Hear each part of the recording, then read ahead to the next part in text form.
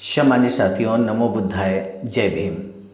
इससे पहले कि आज हम संकल्प दिवस के बारे में आपको बताएं, ये जो सामने आप फिगर देख रहे हैं, जो चित्र देख रहे हैं, जिसमें बाबा साहब डॉक्टर भीमराव अंबेडकर 23 सितंबर 1917 को इस वृक्ष के नीचे बैठे हैं। बहुत विस्तार से आज हम बताएंगे कि बाबा साहब ने इस स्थान पर बैठकर ऐसा कौन सा संकल्प लिया था, जिस संकल्प की बदौलत आज हमारा समाज, हमारा बहुजन समाज बहुत ही मान, सम्मान और स्वाभिमान के साथ जीवन यापन कर रहा है। इससे पहले कि हम इस आज के वीडियो को शुरू करें, मैं अपना परिचय देना उचित समझता हूँ। मैं हूँ सर्वजीत आर्य, अखिल भारतीय अनुसूचित जाति जनजाति कर्मचारी कल्याण एसोसिएशन अर्थात आवाज का राष्ट्रीय कोषाध्यक्ष के रूप में। मेरे प्रिय सम्मानित साथियों, आइए हम आज बात करेंगे डॉक्टर अंबेडकर संकल्प दिवस के बारे में। आखिर 23 सितंबर 1917 को बाबा साहब ने क्या संकल्प लिया था और उस संकल्प क्या परिणाम क्या हुआ, आज हम विस्तार से जानेंगे इस वीडियो में। वीडियो को अंत तक जरूर देखिएगा, स्किप मत कीजिएगा, ताकि आप 23 सितंबर संकल्प दिवस के बारे में विस्तार से जान सकें। यहाँ लिखा है, इतिहास डॉक्टर अंबेडकर की विरासत। संकल्प दिवस 23 सितंबर, जब डॉक्टर अंबेडकर ने किया था एक ऐतिहासिक संकल्प। आज 23 सितंबर है, यानी संकल्प दिवस। ये दिवस डॉक्टर बाबा साहब अंबेडकर के इतिहास से जुड़ा है, जिस कारण हजारों सालों का इतिहास बदल गया। आज इस लेख में हम इसी के बारे में जानेंगे। लिखा है, संकल्प भूमि एक ऐसी जगह है जहां बाबा साहब में एक संकल्प लिया था, और ये संकल्प आज ही के दिन अर्थात 23 सितंबर को किया था। इसलिए ये दिवस संकल्प दिवस के रूप में मनाया जाता है। बाबा साहब को अपमानित करके किराए पर लिए घर से बाहर निकाला गया था और उन्हें एक बगीचे में बैठकर रात बितानी पड़ी थी। इस रात उन्होंने एक महत्वपूर्ण फैसला यानी कि संकल्प किया था। इस संकल्प के बारे में, इसके इतिहास के बारे में हम सभी भारतीयों को जानना बेहद ज़रूरी है। जब बाबा साहब ने किया था एक ऐतिहासिक फैसला, हमारे देश के लोगों को अक्सर ये बात पता होती है कि दक्षिण अफ्रीका में कैसे महात्मा गांधी को उनके सामान के साथ एक ट्रेन से बाहर ढकेल दिया गया था, और एक गलत काम अंग्रेज़ों ने गांधी को ब्लैक बताते हुए किया था। ऐसा ही प्रसंग डॉक्टर बाबा साहब अंबेडकर के जीवन में भी हुआ था, जिसके बारे में भारतीय समाज बहुत कम ही चर्चा करता है। बाबा साहब को भी उनके सामान के साथ एक किराए पर लिए घर से बाहर ढकेल दिया गया था, और ये काम भारतीय हिंदुओं ने और पारसियों ने उन्हें अछूत कहकर किया था। गांधी ने भी ट्रेन का किराया दिया था और डॉक्टर अंबेडकर ने भी घर का किराया दिया था, लेकिन हमें अक्सर गांधी का ही किस्सा पढ़ने और सुनने में मिलता है। मगर ऐसा क्यों? शायद इसलिए कि गांधी के साथ जो दुर्व्यवहार हुआ वह करने वाले लोग विदेशी थे, और अंबेडकर के साथ जो बदसलूकी हुई वह करने वाले लोग स्वदेशी थे। लोगों में एक वृत्ति होती है कि वह दूसरों की गलतियों का प्रचार करना पसंद करते हैं और खुद की यानी स्वयं के समाज के लोगों की गलतियों को छुपाना पसंद करते हैं। बहरहाल हम बाबा साहब से जुड़े उस किस्से के बारे में जानते हैं जिसने उन्हें एक ऐतिहासिक संकल्प लेने के लिए प्रेरित किया, जिस कारण देश के करोड़ों लोगों के जीवन में आमूलाग्र परिवर्तन हुआ। संकल्प भूमि क्या है? संकल्प भूमि गुजरात राज्य के बड़ौदा, आज के दौर में हम बड़ौदा भी में स्थित है। डॉक्टर बाबा साहब अम्बेडकर को समर्पित एक स्मारक और ऐतिहासिक स्थान है। इस जगह पर हर साल लाखों लोग आते हैं। 23 सितंबर 1917 को डॉक्टर अंबेडकर ने अपने उत्पीड़ित अछूत समुदाय के लिए जाति प्रथा की जंजीरों से उखाड़ फेंकने के लिए अपना जीवन समर्पित करने का संकल्प किया था। ये ऐतिहासिक फैसला उन्होंने सयाजीराव बगीचे में किया था, और 14 अप्रैल 2006 को उस जगह का नाम, ध्यान रहे, 14 अप्रैल 2006 को उस जगह का नाम संकल्प भूमि कर दिया गया। गुजरात सरकार वहां डॉक्टर बाबा साहब अम्बेडकर का भव्य स्मारक बनवाएगी। संकल्प भूमि गुजरात में एक प्रमुख बौद्ध और अनुसूचित जाति तीर्थ स्थल के रूप में विकसित हुई है, जहां लोग बौद्ध धर्म की दीक्षा लेने आते हैं। संकल्प दिवस क्या है? सयाजीराव महाराज के बड़ौदा संस्थान से प्राप्त छात्रवृत्ति के कारण 1913 में डॉक्टर बाबा साहब अम्बेडकर उच्च शिक्षा के लिए संयुक्त राज्य अमेरिका के कोलंबिया विश्वविद्यालय जाने में सक्षम हुए थे। दोनों के बीच ये समझौता हुआ था कि डॉक्टर अम्बेडकर को छात्रवृत्ति के बदले 10 साल के लिए बड़ौदा में काम करना होगा। इस समझौते के तहत 25 वर्ष के युवा डॉक्टर भीमराव अम्बेडकर सितंबर 1917 में अपने बड़े भाई के साथ बड़ौदा पहुंचे। सयाजीराव ने उन्हें रेलवे स्टेशन से लाने का आदेश दिया था, लेकिन कोई भी उनके अछूत होने के कारण उन्हें लाने को तैयार नहीं था। इसलिए डॉक्टर बाबा साहब को खुद ही व्यवस्था करनी पड़ी। उन्हें अपने भोजन और आवास की व्यवस्था खुद करनी थी, जिसके लिए भी एक जगह की तलाश में थे। लेकिन बड़ौदा पहुंचने से पहले ही ये खबर फैल गई थी कि बॉम्बे से एक महार युवक नौकरी के लिए बड़ौदा आ रहा है।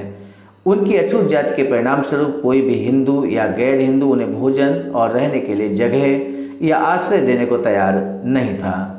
आखिरकार उन्होंने अपना नाम बदलकर एक पारसी धर्मशाला में रहने के लिए एक जगह किराए पर ले ली थी। ये जो स्थान आप देख रहे हैं, यही स्थान है दिल्ली के डॉक्टर अम्बेडकर राष्ट्रीय स्मारक में संकल्प भूमि का दृश्य, जिसमें डॉक्टर बाबा साहब अम्बेडकर बरगद के वृक्ष के नीचे बैठकर संकल्प कर रहे हैं।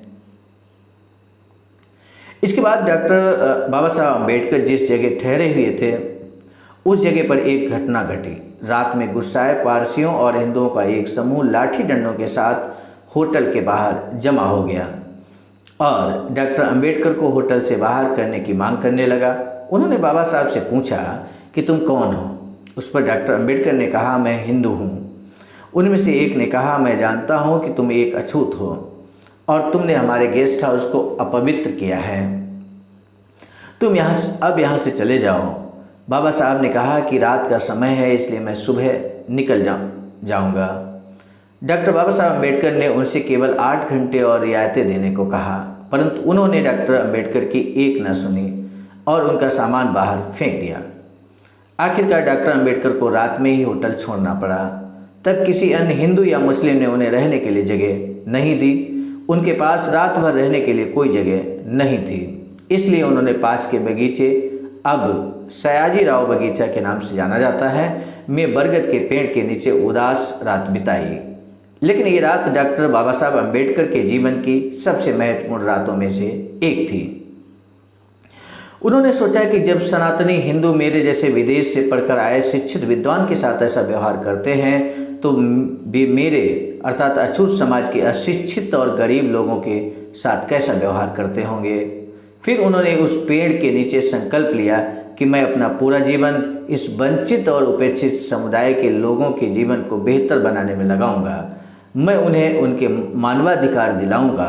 डॉक्टर बाबा साहब अम्बेडकर 8 घंटे तक पार्क में रहे और अगली सुबह मुंबई के लिए रवाना हो गए। बाबा साहब का ये ऐतिहासिक संकल्प था, जिस कारण बाबा साहब ने देश के करोड़ों लोगों को जाति प्रथा की दलदल से एवं अमानवीय व्यवहार से दूर किया। संकल्प दिवस। सयाजीराव गायकवाड़ चाहते थे कि डॉक्टर अम्बेडकर बड़ौदा रियासत के वित्त मंत्री बने, लेकिन अनुभव की कमी के कारण डॉक्टर बाबा साहब अम्बेडकर ने संस्थान के सचिव का पद स्वीकार कर लिया। सचिवालय में अछूत बताकर डॉक्टर BR अम्बेडकर का इतना अपमान किया गया कि उन्हें पीने के लिए पानी तक नहीं दिया गया। कर्मचारी दूर से ही डॉक्टर बाबा साहब अम्बेडकर पर फाइलें फेंकते थे। उनके आने और जाने से पहले फर्श पर पड़ी चटाई हटाई जा रही थी और इस तरह के अमानवीय व्यवहार के बाद भी वे अपना काम और अपनी आंशिक शिक्षा पूरी करने के लिए संघर्ष करते रहे। लेकिन डॉक्टर बाबा साहब अम्बेडकर को पुस्तकालय में पढ़ने के लिए तभी जाने दिया गया जब उनके खाली समय में कोई और मौजूद नहीं था।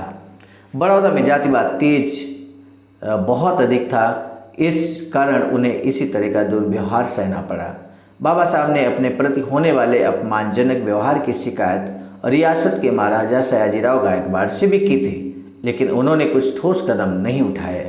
डॉक्टर अम्बेडकर को बड़ौदा छोड़कर जाने के लिए मजबूर होना पड़ा। अछूत लोगों का उद्धार करने का संकल्प बाबा साहब से पहले भी कई महापुरुषों ने किया था, कई महात्माओं ने किया था, कई संतों ने किया था और अन्य भी बहुत सारे लोगों ने किया था, लेकिन कोई भी उसमें सफलता नहीं पा सका। लेकिन समाज सुधारक डॉक्टर बाबा साहब अम्बेडकर बहुत हद तक इस संघर्ष में सफल हुए और उन्होंने अछूत लोगों को उनका अधिकार भी दिलाया। बाबा साहब के परिचय में एक बात कही जाती है जो बिल्कुल सत्य भी है। 5000 साल का इतिहास केवल 40 वर्ष में बदलने वाले शख्स का नाम है डॉक्टर बाबा साहब अम्बेडकर। डॉक्टर बाबा साहब अम्बेडकर संकल्प भूमि स्मारक 14 अप्रैल 2006 को बड़ौदा में सयाजीराव पार्क की साइट पर एक चौथरा बनाया गया था, जहां बाबा साहब ने संकल्प लिया था और इसका नाम बदलकर संकल्प भूमि कर दिया गया था। हर साल देश भर से लाखों अम्बेडकरवादी एक साथ आते हैं और डॉक्टर अम्बेडकर बाबा साहब अम्बेडकर के संकल्प को दोहराते हुए उनका अभिवादन करते हैं। गुजरात सरकार ने यहाँ डॉक्टर अम्बेडकर का भव्य स्मारक बनाने का काम हाथ में लिया है। तो इस तरह से आज हमने आपको बताया कि बाबा साहब डॉक्टर भीमराव अम्बेडकर ने क्या संकल्प लिया। अब निश्चय कीजिए, क्या बाबा साहब ने अपने पूरे जीवन को उस संकल्प को पूरा करने में लगाया या नहीं।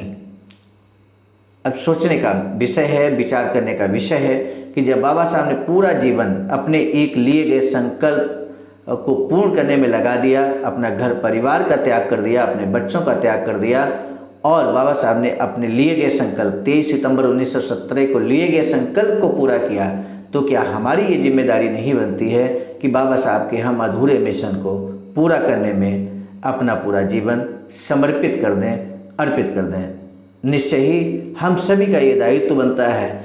आज जो भी समाज के लोग बाबा साहब डॉक्टर भीमराव अम्बेडकर के दिए हुए संवैधानिक अधिकारों की बदौलत मान सम्मान और स्वाभिमान के साथ जीवन यापन कर रहे हैं, निश्चित रूप से उन सभी का ये दायित्व बनता है, हम सभी का ये दायित्व बनता है, परम कर्तव्य बनता है कि हम बाबा साहब के अधूरे मिशन को पूरा करें।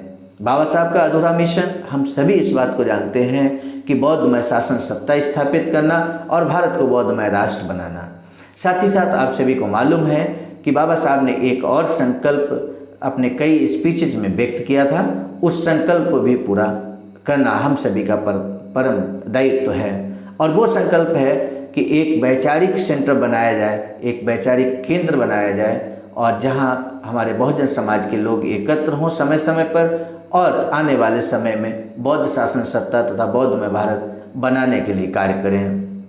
मेरे प्रिय सम्मानित साथियों, ऐसा ही कार्य अखिल भारतीय अनुसूचित जाति जनजाति कर्मचारी कल्याण एसोसिएशन के द्वारा किया जा रहा है। सारनाथ वाराणसी में, जहां पर प्रथम उपदेश तथागत बुद्ध ने दिया था और बाबा साहब ने अपना अंतिम स्पीच भी सारनाथ में दिया था। ऐसे ही स्थान पर बाबा साहब डॉक्टर अम्बेडकर के सपनों का वैचारिकी सेंटर निर्माणाधीन है, बन रहा है, तो उसमें भी हम सभी को महती भूमिका निभानी है। तो आज 23 सितंबर को हम सब यही संकल्प लें कि बाबा साहब के इन सभी छोटे बड़े अधूरे सपनों को पूरा करेंगे। इसी संकल्प के साथ मैं पुनः आप सभी का अभिवादन करते हुए, आप सभी को नमो बुद्धाय जय भीम करते हुए इस वीडियो को यहीं पे समाप्त करता हूँ। आपका सर्जित आर्या, अखिल भारतीय अनुसूचित जाति जनजाति कर्मचारी कल्याण एसोसिएशन। नमो बुद्धाय जय भीम।